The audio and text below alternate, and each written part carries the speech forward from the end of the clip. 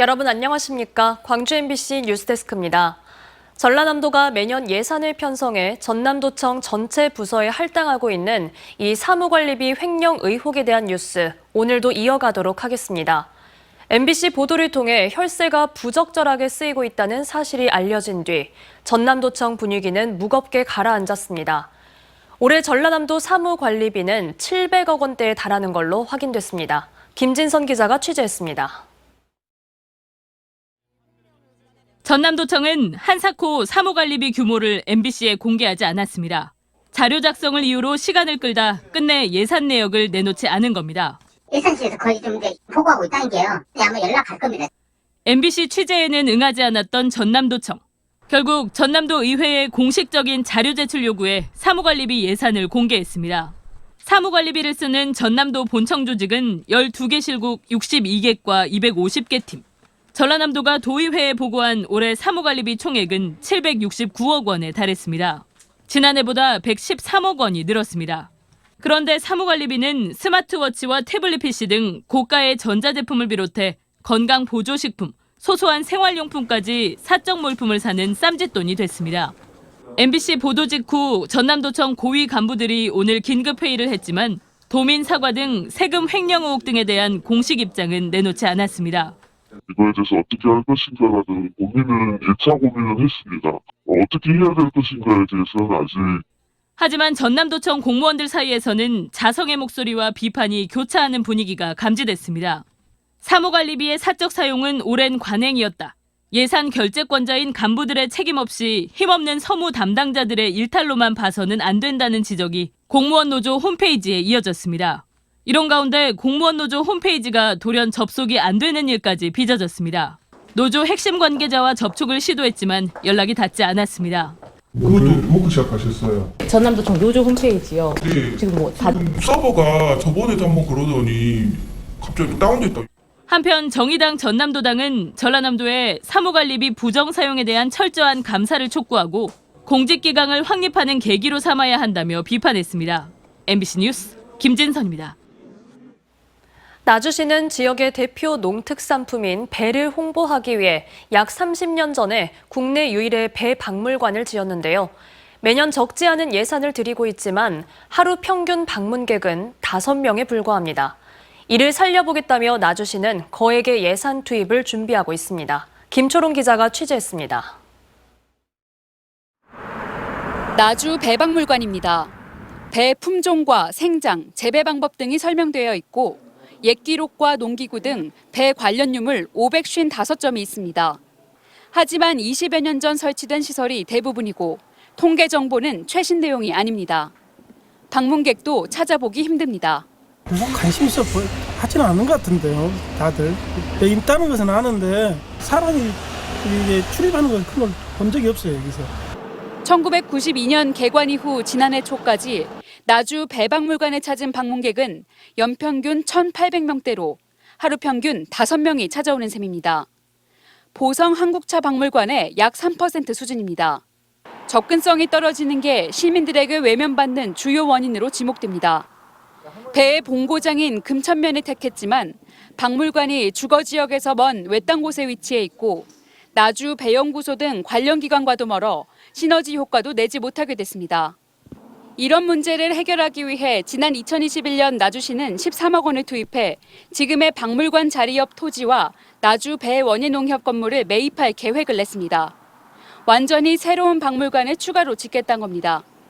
박물관 바로 옆에 위치한 곳입니다. 나주시는 이곳에 과 연계한 문화공간을 만들겠다는 계획을 발표했지만 현재는 답보 상태입니다. 비용 부담 때문에 나주배 원예농협 이전이 어려워진 건데 나주시는 끝까지 이를 실행하겠다는 입장입니다. 지금 이치를 어디로 이 장소를 이전할 수가 없다면 거기를 좀 확장해서 복합 문화공간으로서 좀 이렇게 종합계획을 수립해갖고 민서 8기 내에서는 확실하게 좀 달성할 계획을 수립하려고 그렇게 추진하고 있습니다.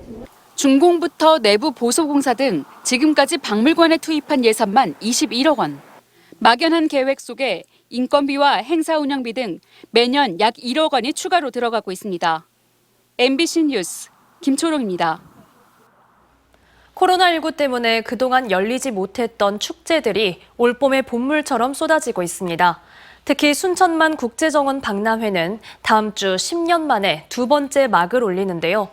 광주와 목포, 여수문화방송이 함께 만드는 새로운 시사토론 프로그램에서 지역축제의 갈 길을 고민했습니다. 우종훈 기자가 보도합니다. 10년을 기다린 순천만 국제정원 박람회가 다음 달부터 6개월간의 축제에 들어갑니다. 이번 박람회 주제는 정원에 삽니다. 목표는 순천 전체를 정원으로 만들어 나가는 겁니다. 2013년 열린 박람회와 다른 점이라면 순천만 주변만이 아니라 도심에도 정원을 만들었다는 점입니다. 우선 첫째 면적이 예전에는 30한 5만 평 정도에서 정원 박람회를 열었습니다. 이번에는 60만 평이 좀 넘는 곳에서 열립니다. 도심 전체를 정원으로 만드는 순천의 전략은 기후위기 속 탄소 중립과 개발로 개성을 이뤄가는 지역 도시 계획에 있어서도 시사하는 바가 큽니다. 볼거리와 즐길거리를 더 많이 더 육성을 하고 만든다 그러면 정말 세계적인 대한민국의 큰 브랜드가 될 거라고 자신합니다. 하지만 지역 축제가 모두 성공하는 것은 아닙니다. 지자체 치적을 위해 관주도로 진행되다 보니 방문객 숫자 등에만 매몰돼 결국 예산 낭비 지적을 받는 축제도 한두 개가 아닙니다. 지역 축제가 지역 단체장의 성과 축적이나 재선의 목적으로가 아닌 지역 경제와 인근 지역의 동반 성장을 위한 계기가 될 수 있도록 접근해야 한다는 지적이 제기됐습니다. 지역민이 학습해서 내 지역의 정체성을 가지고 이것을 먹거리로 가지고 나가야지 지금과 같은 대개 축제들은 안 돼요. 정부에서 지금 돈 주면은 그거를 다 퍼부어가지고 광주와 목포, 여수 문화방송 등 호남 MBC 3사가 함께 만드는 시사 토론 프로그램인 시사 용광로는 앞으로 한 달에 한 번 목요일 밤 9시 생방송으로 지역의 주요 의제를 선정해 문제점을 살피고 대안을 찾아나갈 예정입니다. MBC 뉴스 우종훈입니다. 미세먼지 때문에 하루 종일 답답하셨죠? 주말에도 먼지가 해소되기는커녕 황사가 추가로 유입될 걸로 보이는데요. 이 뿌연 먼지 속에서도 광주에서는 어제 벚꽃이 공식 개화했습니다. 자세한 미세먼지 상황과 함께 우리 지역 벚꽃 소식을 이다솔 기상캐스터가 전해드립니다. 종일 구름도 먼지도 가득했습니다. 북서풍을 타고 유입된 황사먼지의 영향으로 광주와 전남에는 미세먼지 주의보가 내려졌고 광주의 미세먼지 농도는 종일 매우 나쁨 수준을 보였습니다. 토요일인 내일도 황사가 추가로 유입되면서 먼지는 내내 가득할 것으로 예상됩니다. 주말을 앞두고 찾아온 불청객 미세먼지 때문에 이번 주말 나들이에는 황사용 마스크가 필수 준비물이 됐습니다. 그래도 꽃 폈으니까 마스크 쓰고 이번 주는 나가볼 생각이에요. 먼지 속에서도 봄꽃은 모습을 드러내고 있습니다. 요즘 길을 걷다 보면 이렇게 만개하고 있는 벚꽃을 만날 수 있는데요. 평년보다 빠른 개화입니다. 기상청 목측 자료에 따르면 광주에서는 어제 벚꽃 개화가 관측됐습니다. 평년보다 8일 빨랐고 작년보다도 이틀 빨랐습니다.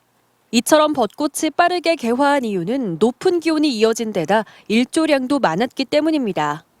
올해 3월의 상순의 광주 기온 평균 기온은 10.3도로 평년 5.6도보다 4.7도 높았고 이 시기 일조합은 88.9로 평년 60.6보다 28.3 많았습니다. 앞으로 일주일 이내에 벚꽃이 만개할 것으로 예상되는 가운데 우리 지역 벚꽃 축제도 개막을 기다리고 있습니다.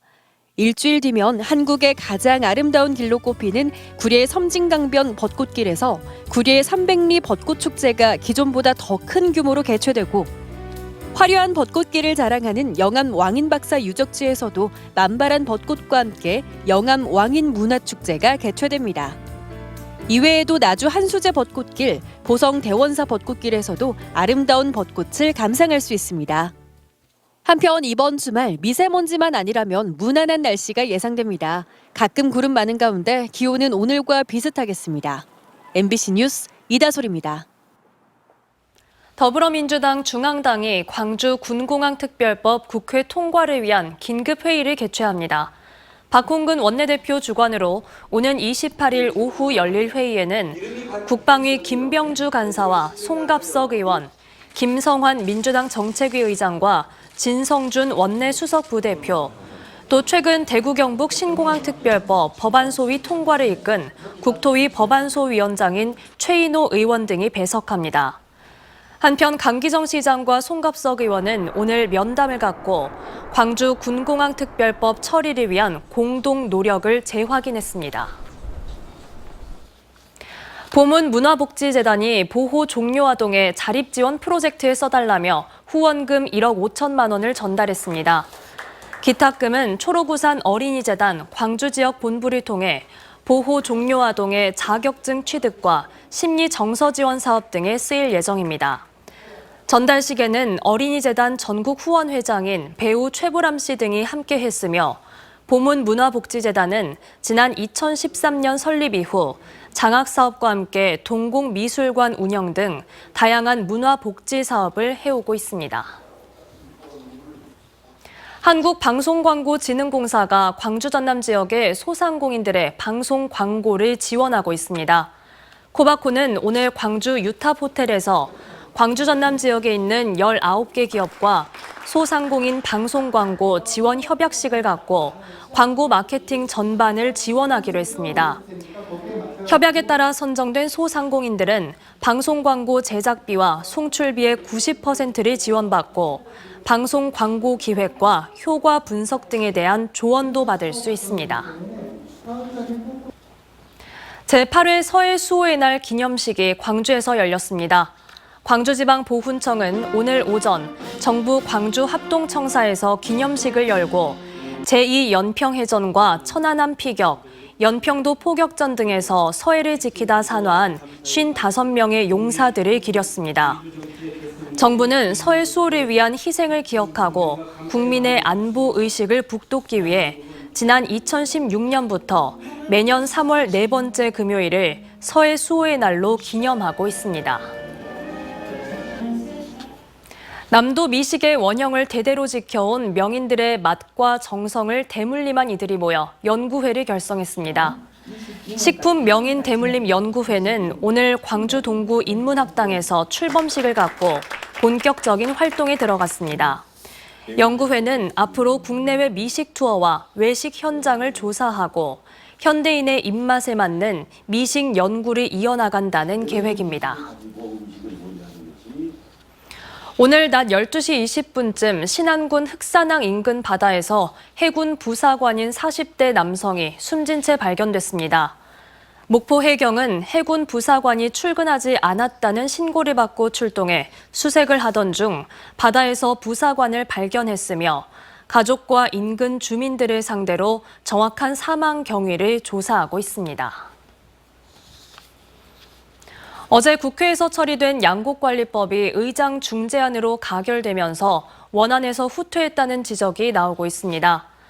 당초 본회의에 상정됐던 양곡관리법은 쌀값 5% 이상 하락, 초과 생산량의 3% 이상 쌀을 의무 매입하는 내용을 담고 있었지만 국회의장 중재안을 통해 비율이 조정됐습니다.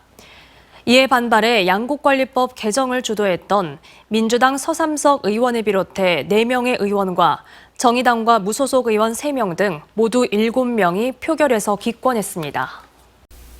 언제 어디서나 내 손 안의 뉴스. 광주 MBC 뉴스 유튜브 구독으로 함께하세요.